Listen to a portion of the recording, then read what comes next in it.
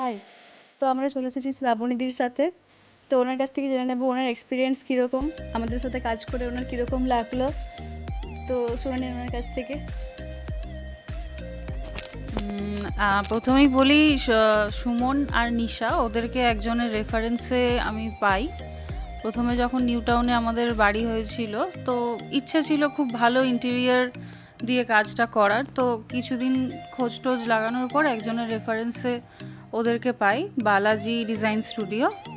তো ওদের সাথে কাজ করে খুবই ভালো লেগেছে। দুজনেই খুব ভালোভাবে কাজ করেছে।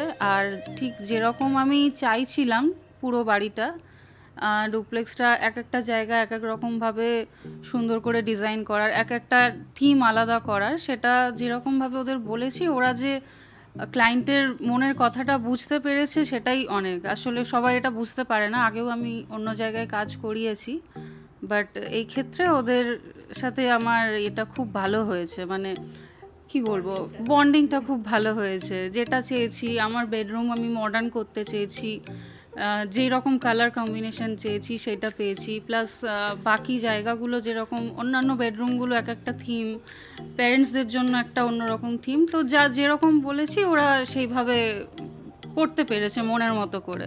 স্যাটিসফাইড হয়েছি, আর তার জন্য ওদের সুমনকে আর নিশাকে অনেক থ্যাঙ্কস। ওয়েলকাম।